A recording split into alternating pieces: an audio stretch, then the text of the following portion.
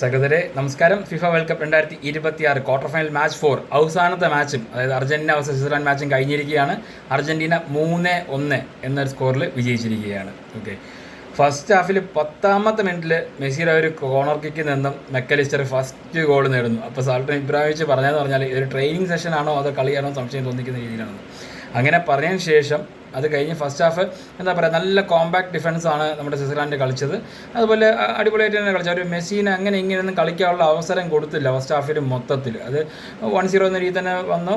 അത്യാവശ്യം ബോൾ എന്താ പറയുക നല്ല കോമ്പാക്ട് കളിച്ചിട്ടുണ്ട്. അങ്ങനത്തെ രീതി തന്നെ പോയി. സെക്കൻഡ് ഹാഫ് തുടങ്ങിയപ്പോഴത്തേക്ക് എൻ്റെ പൊന്നോ, സ്വിറ്റ്സർലാൻഡ് കളിച്ച് 46ാമത്തെ മിനിറ്റ് തൊട്ട് 68ാമത്തെ മിനിറ്റ് വരെ, 67ാമത്തെ മിനിറ്റിലാണ് ഇൻഡോയ ഗോൾ നേടുന്നത്. നമ്മുടെ എന്താ പറയുക, റിക്കാർഡോ റോഡ്രിഗസിൻ്റെ ഒരു കോംബോയിൽ നിന്ന് വരുന്ന ഒരു ഗോളിലാണ് ആ ഗോൾ നേടുന്നത്. എന്തായാലും അസാധ്യ ഗോൾ തന്നെയായിരുന്നു, അടിപൊളി തന്നെയായിരുന്നു. ആ ഒരു 46-67ാമത്തെ മിനിറ്റ് വരെ സ്വിറ്റ്സർലാൻഡ് കളിച്ച ആ ഒരു ഇൻറ്റൻസിറ്റി എന്ന് പറഞ്ഞു കഴിഞ്ഞാൽ ഉറപ്പായിട്ടും അർജൻറ്റീന അടുത്തൊന്നും ഇല്ലായിരുന്നു ആ 20 മിനിറ്റ് കളിയിൽ. അത് കഴിഞ്ഞ് 72ാമത്തെ മിനിറ്റിൽ എംബോളയ്ക്ക് റെഡ് കാർഡ് കിട്ടിയതിന് ശേഷം മാത്രമാണ് അർജൻറ്റീന കളിയിലേക്ക് തിരിച്ചു വന്നത്. അതുവരെ അർജൻറ്റീന നല്ല ബുദ്ധിമുട്ടിയായിരുന്നു കേട്ടോ ഡിഫൻസീവരമായിട്ട്. നമ്മുടെ എന്താ പറയുക, റൈറ്റ് ഫ്ലാങ്ക് ആ ഡിഫൻസ് സൈഡിലാണെങ്കിൽ നമ്മുടെ നല്ല രീതിയിൽ പൊട്ടുന്നുണ്ട്. ഇതിപ്പോൾ ഇംഗ്ലണ്ട് ഈ കളി അരച്ച് കലക്കി പഠിച്ചിട്ടായിരിക്കും അടുത്ത കളിക്ക് വരുന്നത്. കാരണം ഇംഗ്ലണ്ടാണ് എതിരാളി, അർജൻറ്റീനയ്ക്ക് കിട്ടാൻ പോകുന്നത് എന്തായാലും. അപ്പോൾ അതുപോലെ അവിടെ നല്ല ഒരു പൊത്തയുണ്ട്. ആ പൊത്ത അടയ്ക്കണം സ്കലോനി ആശാനെ. ആ പൊത്ത അടച്ചില്ലെങ്കിൽ പണി വാളും. എന്തായാലും നല്ല മെൻ്റൽ സ്ട്രോങ്, ചാമ്പ്യൻസിന് ഒരു മെൻറ്റാലിറ്റി ഉണ്ടായിരുന്നുള്ള തന്നെ പറയാനുള്ള. 90 മിനിറ്റിൽ 1-1 ആയിരുന്നു.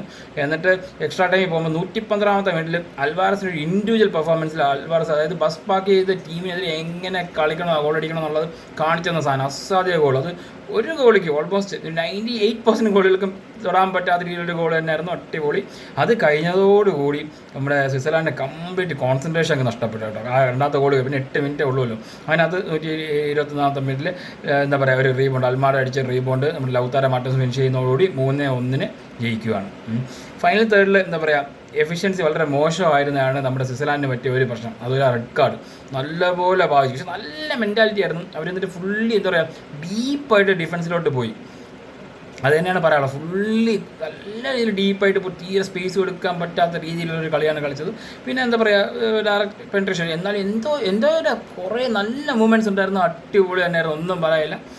എന്തായാലും അപ്പോൾ ക്വാർട്ടർ ഫൈനലിൽ എല്ലാം കഴിഞ്ഞിരിക്കുകയാണ്.